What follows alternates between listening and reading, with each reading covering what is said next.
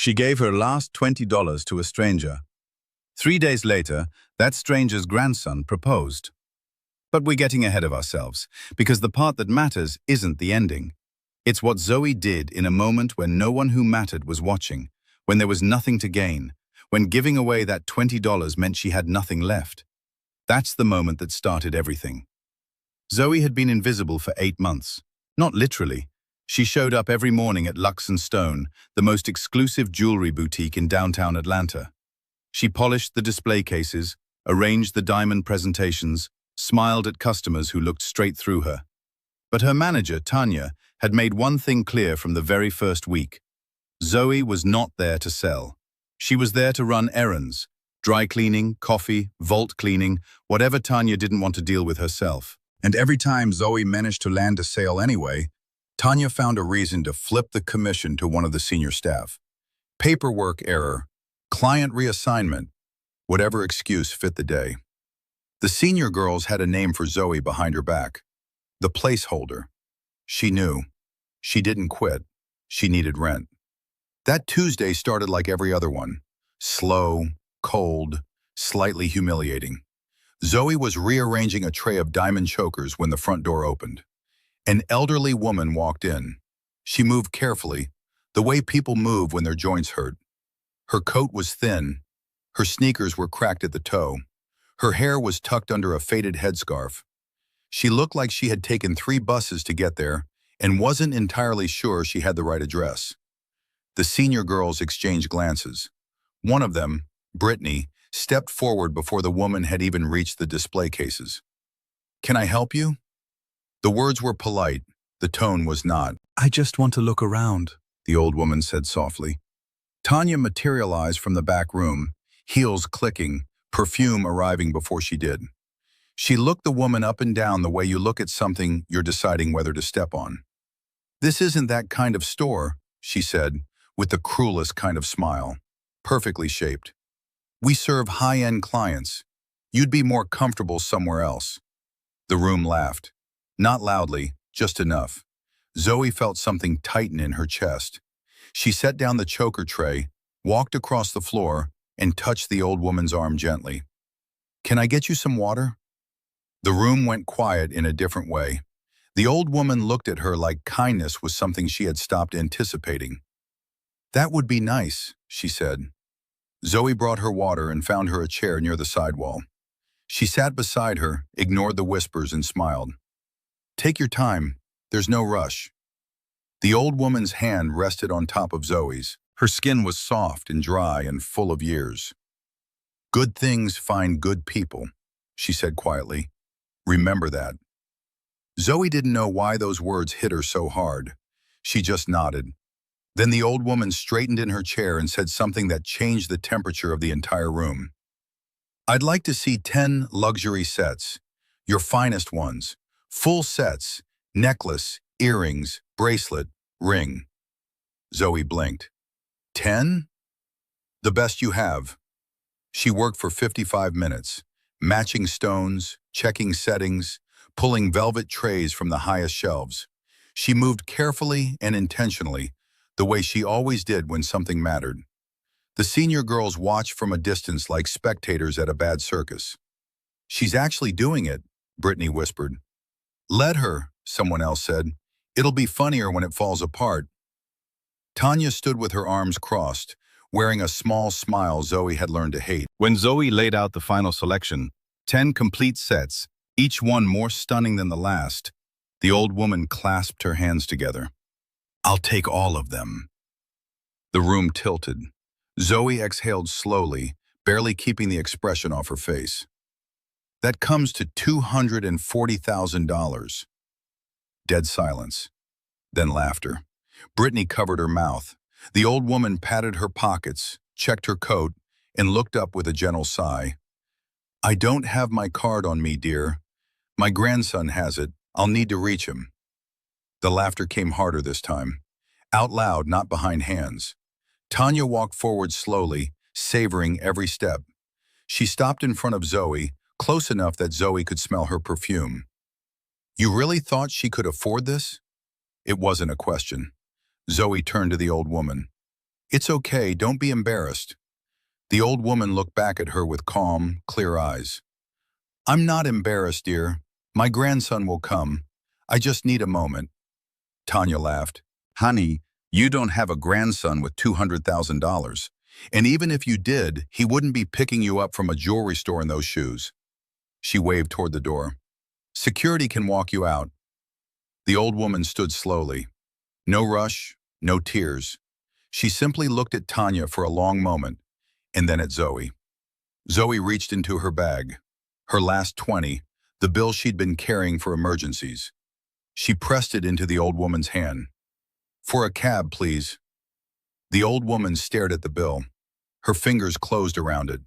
When she looked up, her eyes were bright. You are a rare kind of person, Zoe. Tanya's voice cut through the moment like a blade. That's it. You brought a beggar into my store, wasted an hour of company time, and now you're giving away money like this is a charity. Get your things. You're fired. Zoe picked up her bag. She didn't cry. She didn't argue. She walked out into the Atlanta afternoon and stood on the sidewalk, blinking in the sunlight with no job, no plan, and an empty wallet. She didn't see the smile on the old woman's face. The estate was 40 minutes outside the city. The cab driver went quiet when they pulled through the iron gates. Inside, everything was marble and light, paintings that belonged in museums, a silence that money had bought and kept. Nate stood in the center of the living room when she walked in. 29 years old, CEO of Crest Holdings, one of the largest private equity groups in the Southeast. He'd been on 3 magazine covers in the past year. In person, he had a weight to him, a gravitational quality, like every room he entered had been waiting for him to arrive. Grandma, his voice shifted when he saw her face. Something careful left it. Where have you been? She told him everything.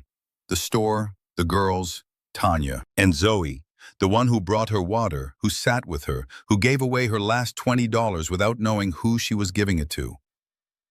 By the time she finished, Nate's jaw was tight. Which store? Lux in Stone. He was already reaching for his phone. That's one of ours. His grandmother raised one finger. The girl first. The security footage ran for 6 minutes. Nate watched it twice without saying a word. He had reviewed thousands of hours of business footage, analytics, performance reviews, boardroom recordings. He had never watched someone give away their last $20. He leaned back in his chair, eyes on the screen, and stayed still for a long moment. Find her, he said. Zoe was sitting on a bus bench, scrolling through job listings she couldn't afford to be picky about when the black SUV pulled up. The window came down. A man in a fitted suit looked at her. Miss Zoe? She stood slowly. Who's asking? My name is Darius. I'm the personal assistant to Nathan Crest, CEO of Crest Holdings. The woman you helped this afternoon is his grandmother. He'd like to meet you. Zoe stared at him. The name. She knew it. Everyone in Atlanta knew it. Crest Holdings owned half the commercial real estate downtown, 3 hotel chains, and her stomach dropped. Lux and Stone. She had just been fired from a store owned by the grandmother's grandson. This had to be a trap. She got in anyway. The house did something to her. Not the size, not the art. It was the stillness of it. The way the air inside felt different, like nothing urgent had ever happened there. And then she saw him at the top of the stairs. Photographs hadn't gotten it right. In person, he had a presence that photographs couldn't capture. Zoe, his voice was even. I'm Nate. I know who you are, she said, and then felt embarrassed for saying it. His grandmother appeared from a side hallway, arms open. You came. Something in Zoe loosened. The old woman laughed and squeezed her hands. Not as poor as I looked, am I? Nate watched the two of them. He had a still face, hard to read, but something moved in it just for a second. His grandmother turned to him and said simply, She's the one. Zoe laughed nervously. That's not, we just met. She looked at Nate to laugh with her. He wasn't laughing. He was just looking at her. Calm, steady, serious. Her heart did something she hadn't given it permission to do. She stayed 3 days, then a week. She meant to leave, but his grandmother kept finding reasons to keep her around. Then Nate offered her a job. Personal assistant, Crest Holdings headquarters, competitive salary, full benefits, direct report to him. She said no. He asked why. Because I don't want to owe you anything. And I don't want people thinking I got here because of who you are. He looked at her for a long moment. You'd be turning down the highest paying PA role in the company. I know. Another long pause. Okay, he said. Then earn it. Interview tomorrow. My HR team. No favors. She showed up at 8. She left at 11. She got the job. She didn't see Jade until her 3rd day at Crest. Jade arrived the way beautiful, dangerous women arrive in stories like this. Perfectly dressed, loud heels, radiating the specific energy of someone who has already decided to hate you. Senior director at the company. Her name had been attached to Nate's in gossip columns for 2 years. She looked at Zoe the way Tanya had looked at the old woman in the store, and Zoe felt the recognition of it like a cold hand on her neck. And you are? Jade asked. Nate's new PA. Jade smiled. It didn't reach anything. It started small. A whisper here, a rumor there. By the end of week 2, half the company had heard that Zoe had slept her way into the position, that she was a con artist, that she had targeted Nate's grandmother deliberately. Zoe kept her head down. She worked. She showed up early and left late. Nate heard the rumors by day 10. He called a company-wide meeting, stood at the head of the conference table, and let the room settle. Then he said quietly and clearly, Zoe has her position because she earned it through a process every one of you can verify with HR. She also happens to be the person who gave her last $20 to my grandmother when everyone else in that store was laughing at her. He paused. Anyone who has a problem with that should bring it to me directly. Otherwise, we're done with this conversation. Nobody spoke. Jade's face was stone. Zoe sat very still and felt, for the first time in years, like someone had put a wall between her and the world. This is where the story should have gotten easier. It didn't. Jade had one card left. She used it. She went to Nate's mother. Patricia Crest flew in from Charlotte 2 days later. Composed, aristocratic, absolutely convinced she could read anyone in 30 seconds. She looked at Zoe and saw a threat. That evening, she appeared at Zoe's apartment door, sat down across from her and placed a check on the table. $500,000. Leave, Patricia said. Not the job. Leave my son's life. Take this. Start over somewhere else. I'll make sure no one interferes. Zoe looked at the check for a long time. Then she picked it up and tore it in two. I love your son, she said quietly. I didn't plan to, but I do. And I'm not going to take money to walk away from something real. Patricia stared at her through a long, measuring silence. Then she stood, smoothed her jacket, and left without another word. The setup came from Jade. A missing watch, $40,000, found in Zoe's desk drawer by a cleaning crew. Conveniently on a day when Jade was the last senior person in the building. The call came on a Friday afternoon. Security at Zoe's apartment door. Nate's assistant on the phone. Come in immediately. She walked into the Crest Holdings lobby and felt every eye. Patricia was there. Jade, arms crossed, expression arranged into careful concern. A representative from legal. We found the watch, Zoe, Jade said softly. I'm so sorry. Zoe felt the room tilt. She thought about every version of this moment she had already lived. The jewelry store, the campus jobs she'd worked through school, every place where someone had decided she was less before she even opened her mouth. She thought about walking out. Then Nate walked in. He didn't look at Jade. He didn't look at his mother. He looked at Zoe. I need everyone to give us the room. He had pulled the security footage himself the night before, when something hadn't felt right. Jade, 11:43 p.m., entering Zoe's office. Jade, 11:47 p.m., leaving, with the watch entering a desk drawer in between. He showed it to the entire room 20 minutes later. His mother, legal, senior staff. Jade's face went the color of paper. That's not... The angle doesn't show... Jade, Nate's voice was flat. Don't. Security walked her out. Patricia found Zoe sitting alone in the small garden behind the estate that evening. She sat down beside her without being invited. They were quiet for a while. I was wrong about you, Patricia said finally. I've been wrong before. It doesn't happen often, so I'm not good at it. A pause. I tore a woman down because I was scared of what she represented. I know what that looks like now. Zoe looked at her.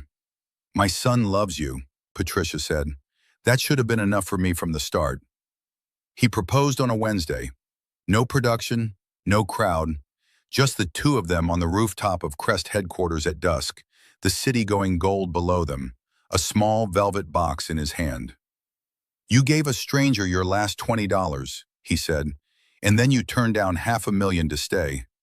I've never met anyone like you, Zoe. He opened the box. I don't want to spend the rest of my life without you in it. She said yes before he finished the sentence. 6 months later, Tanya found out the way everyone in Atlanta found out. The engagement announcement ran in 3 papers.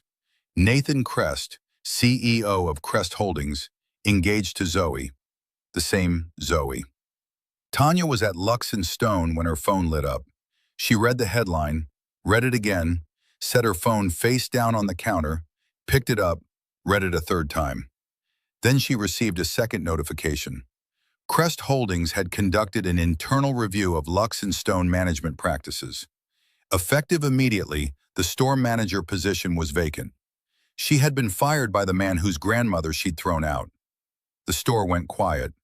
Everyone remembered what the old woman had said on her way to the door. Kindness is more valuable than expensive diamonds. They hadn't believed her. A year after the wedding, Zoe opened the Groundwork Center, a nonprofit that connected people in career transition with paid apprenticeships in skilled trades in business. On opening day, she stood at a podium in front of 300 people and said, I know what it feels like when a room decides you're nothing before you speak. I want this to be the place where that stops. In the front row sat Nate's grandmother, still in her worn headscarf, clapping harder than anyone. Beside her sat Patricia, who had become quietly and genuinely someone Zoe trusted. And beside Patricia sat Nate, watching his wife like she was the most important thing in any room she walked into. Because she was. The old woman had known it the moment Zoe pressed $20 into her hand on a Tuesday afternoon when nothing was watching and nothing was guaranteed. Some people show you exactly who they are when they think nothing is at stake. That is the only moment that ever really counts. If this story hits you somewhere real, hit that like button and subscribe, because there are many more stories where this one came from. Stories about the moments that define people. The quiet ones, the unwitnessed ones, the ones where nobody's keeping score. Drop a comment and tell me where you're watching from. I'll see you in the next one.